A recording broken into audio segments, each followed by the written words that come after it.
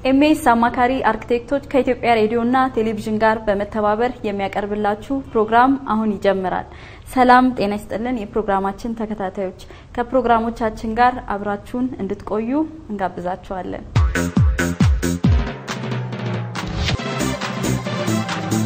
በከንቲባ ፕሮግራማችን ከአቶ ለዓለም ብርሃኑ ጋር የአዲስ አበባና ኦሮሚያ ከተሞች የተቀናጀ መሪ ፕላን አፈጻጸም ላይ ያደረግነውን ውይይት እናቀርብላችኋለን። መልካም ጊዜ።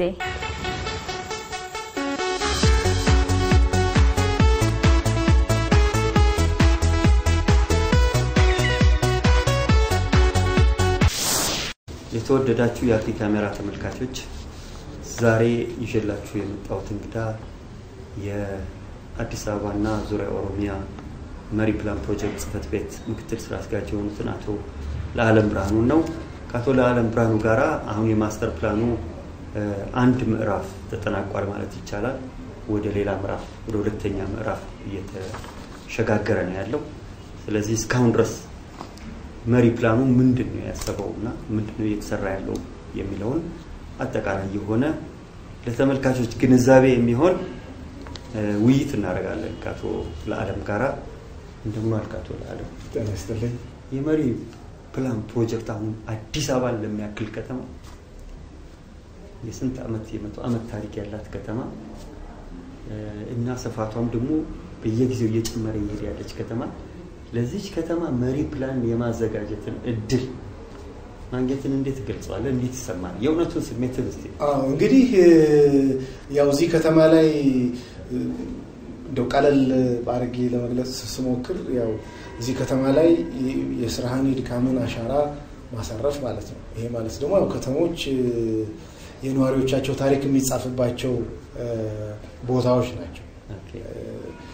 ከተሞች ያው የታሪክ ማህደራት ናቸው፣ የታሪክ መጻሕፍት ናቸው ይባላልና እዚህ ላይ እያንዳንዱ ሰው ሁሉም ሰው ትልቅ ሚና አለው። እያንዳንዱ ቤት የሚሰራ ሰው፣ መንገድ የሚሰራ ሰው፣ የዕለት ተዕለት ህይወቱን የሚመራ ሰው ከተሞች እንቅስቃሴ ውስጥ የራሱ ሚና አለው። ከተሞች ላይም የራሱን አሻራ ያሳርፋል እና እንግዲህ በፕላን ደግሞ ይሄ መንገድ እንዲሆን፣ ይሄ ነገር እንዲሆን፣ ይሄ እንዲሆን ይሻላል፣ ይሄ እንዲሆን ጥሩ ነው በሚል የፕላኒንግ እንቅስቃሴ ውስጥ መሳተፍ እንደ ባለሙያ በጣም ትልቅ ደስታ ነው የሚሰጠው።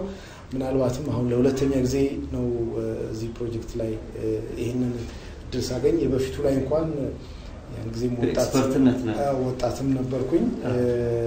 የነበረኝም ተሳትፎ በተወሰኑ የአካባቢ ልማት ፕላኖች ላይ ነው።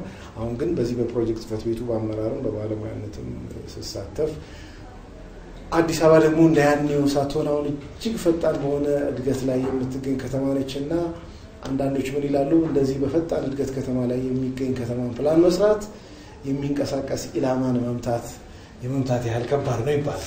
እውነት ነው። አሁን ከተነሳ አይቀር እስቲ በዚሁ ፖይንት ላይ እንጀምርና አሁን ለምሳሌ እናንተ ፕላን መስራት ከጀመራችሁ ስንት ጊዜ ሆናል? አሁን እንግዲህ ሁለተኛ ዓመታችን። በሁለት ዓመት ጊዜ ውስጥ ከተማዋ ምን ያክል ተቀይራለች? በጣም አዲስ አበባ ከተማ ውስጥ እየኖርን እንግዲህ በጣም ከተማው ተቀይራለች ብሎ ለማለት እኛ ሳንሆን ከውጭ የመጡ ሰዎች ቢሆኑ፣ ምክንያቱም እኛ አብረን ነው እየተቀየርን ያለነው ሰዎች እዚህ ከተማ ውስጥ የምንኖረው።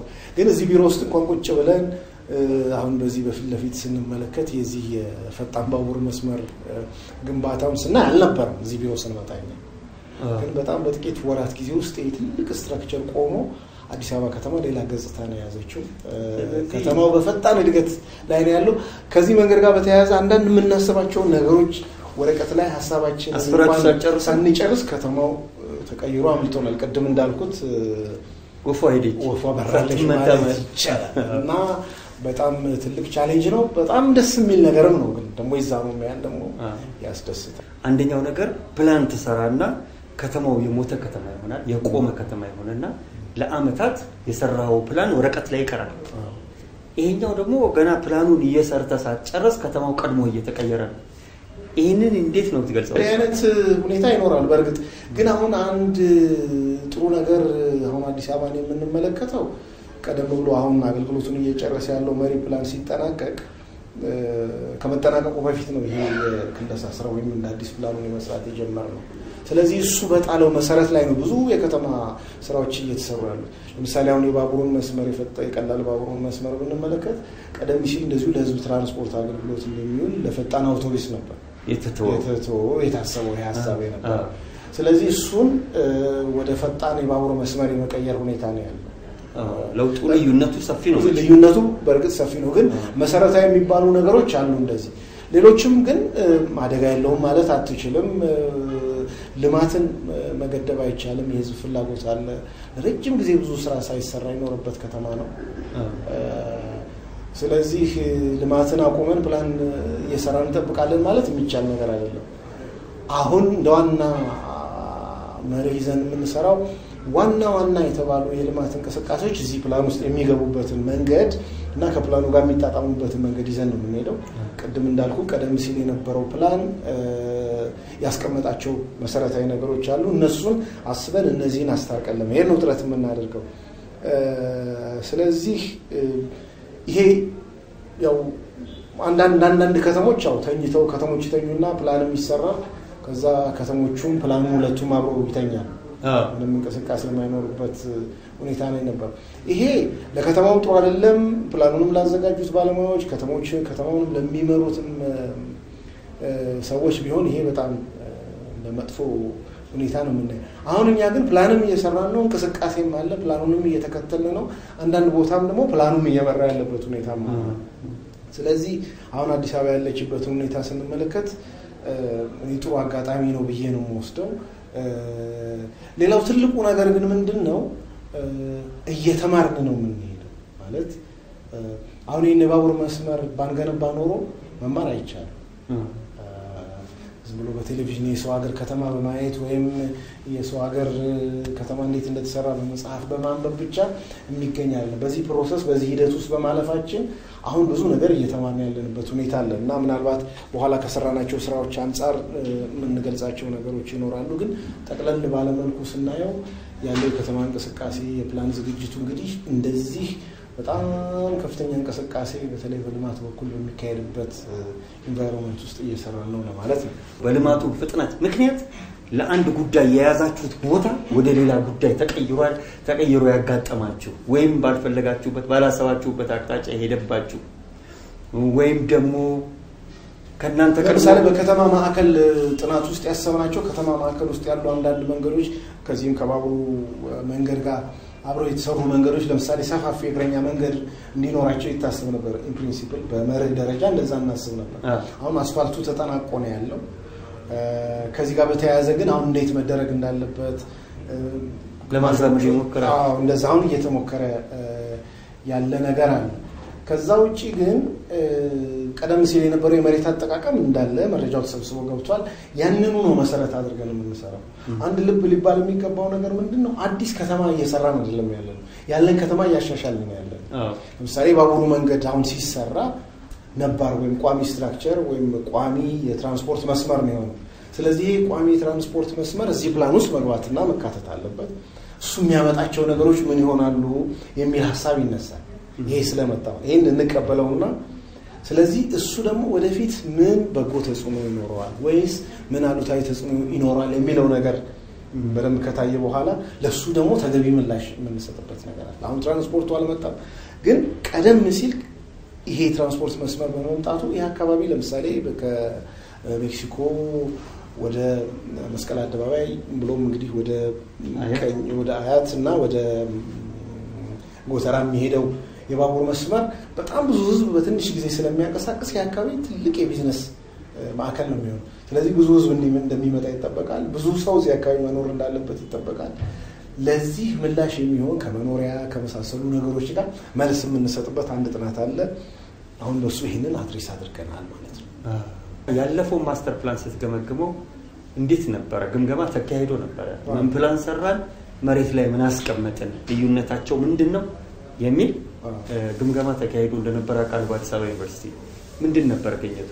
እንግዲህ ያን የነበረው ግኝት በአዎንታዊነት ስንመለከተው ቀደም ሲል ከተዘጋጁት 7 ወይም 8 መሪ ፕላን አዲስ አበባ ከተማ በታሪኳ ከተቆረቆረ ጊዜ ጀምሮ ከተዘጋጁላት ፕላኖች በተሻለ ሁኔታ የከተማውን ችግር ለመፍታት ጥረት ያደረገ ፕላን በተሻለ ሁኔታ የመፈጸም እድል ያገኘ ፕላን ከሌሎቹ ፕላኖች ይልቅ አንዳንዶቹ ሙሉ በሙሉ በውጭ ሀገር ዜጎች የተዘጋጁ አንዳንዶቹ ውጭ ሀገር ተዘጋጅተው እዚህ የመጡ አንዳንዶቹ በጣሊያን ወረራ ጊዜ የተዘጋጁ የነበሩ ከዛ በፊት ደግሞ ዝም ብሎ በዘፈቀደም ይሄ ቦታ እዚህ ይሁን ይሄ እዚህ ይሁን የሚል የፕላን ታሪክ የነበራት ከተማ ነው የነበረችው። ስለዚህ ይሄ አሁንኛ ለመጨረሻ ጊዜ አሁን አገልግሎቱን የጨረሰ ያለው እኛ የከለስነው ወይም በአብዛኛው እንደ አዲስ የሰራነው ፕላን በአገር ውስጥ ባለሙያዎች በመሰራቱ ልዩ ነው። ቅድም እንደገለጽኩልህም በስፋት የመፈጸም እድል አግኝቷል። ከተማዋም ይህ ፕላን በስራ ላይ ባለበት ጊዜ ትልቅ ምርት ያሳየችበት ወቅትም ስለነበረ ብዙ አዎንታዊ ነገሮች ታይተውበታል። እንደ ምሳሌ ማንሳት ብንችል የኮንዶሚኒየም ቤቶችን ልናነሳ እንችላለን። ኮንዶሚኒየም ቤቶች ይሄንን መሪ ፕላን መሰረት አድርገው ነው የተሰሩት። ያኔ ኮንዶሚኒየም ቤት ለምሳሌ የነበረውን የከተማዋን የመኖሪያ ቤት ችግር ለመፍታት ቦታ የተሸነሸነ ለየግለሰብ እየተሰጠ ይሄንን መፍትሄ የቤቶችን ችግር ለመፍታት መፍትሄ ሊሆን እንደማይችል በዛ ፕላን የታወቀው ወይም በዛ ፕላን በጥናት የተደረሰበት። ስለዚህ የኮንዶሚኒየም ቤት እንዳማራጭ የመኖሪያ ቤትን ችግር ለመፍታት እንደዚህ በትልቅ ስኬል መሰራት እንዳለበት ያኔ ግንዛቤ ተወስዶ ተግባራዊ የተደረገበት አንዱ ምክንያት እሱ ነው። አንዱ ይሄ ፕላን ሌላኛው መንገዶችን በምንመለከትበት ጊዜ አሁን በከተማ ውስጥ ያሉ ነባር የሆኑ የሰፉ መንገዶች ደረጃቸው የተሻሻለ መንገዶች እንደ አዲስ የተቀደዱ መንገዶች እንደ አዲስ ተቀይሰው አንድን አካባቢ ከሌላ አካባቢ የሚያገናኙ መንገዶች የቀለበት መንገድ ጨምሮ እነዚህ ሁሉ መንገዶች እንግዲህ በዚህ መሪ ፕላን መሰረት በቀድሞ መሪ ፕላን አሁን አገልግሎት ላይ ባለው መሪ ፕላን ማለት ነው በዛ መሰረት ወደ መሬት ይወረዱ ናቸው። ሌላው የመሪ ፕላኑ እንግዲህ የቅይጤ መሬት አጠቃቀምንም አምጥቶ ስለነበረ ከልካይ ሳይሆን ፈቃጅ መሪ ፕላን ይሁን በሚል ማለት ነው። ስለዚህ ለአዳዲስ ሰፈሮች መፈጠርም ምክንያት ነው። በአዎንታዊ መልኩ ስታዩ አዳዲስ የከተማ ማዕከላት ተፈጥረዋል በአዎንታዊ መልኩ። ለምሳሌ ኤርናሞል አካባቢ የቴሌ መድኃኔዓለም አካባቢ ያሉትን ነገሮች ስናይ ያው ቅይጥ የመሬት አጠቃቀም ያመጣቸው ነገሮች ናቸው። ቅይጥ የመሬት አጠቃቀም ማለት ቅይጥ የመሬት አጠቃቀም ማለት መኖሪያና ከመኖሪያ በተጨማሪ ደግሞ ለምሳሌ ቢዝነስ ሊሆን ይችላል፣ የማምረቻ ሌሎች የንግድ የመሳሰሉ ተቋማት የሚከናወኑበት ነው። እንደዚህ በመሆኑ ኢኮኖሚውን እንዲንቀሳቀስ አድርጎታል። ለምሳሌ በአንድ ወቅት ሙትት ያሉ የመኖሪያ ቤቶች ብቻ የነበሩ አካባቢዎች እንዲቀየሩ አድርጓል። ይሄ ቅይጥ የመሬት አጠቃቀም ያመጣው ይሄን 22ን ይዘን ወደ ቴሌ መድኃኔዓለም በምንሄድበት አካባቢ ያን ሰፈር ፉሊ አክቲቭ አድርጎታል። በአዎንታዊ መልኩ ስናየው ነው።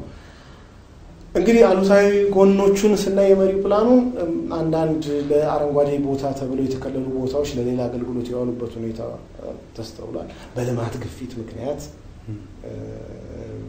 አንዳንድ ቦታዎች መንገዶች ጠበው ግንባታ የተሰራበትን ሁኔታ ማየት እንችላለን። ምክንያቶቹ የተለያዩ ሊሆኑ ይችላሉ። ለምን እንደዚህ ሆኑ ምናምን ለሚለው የተለያየ ምክንያት ሊቀርብ ይችላል።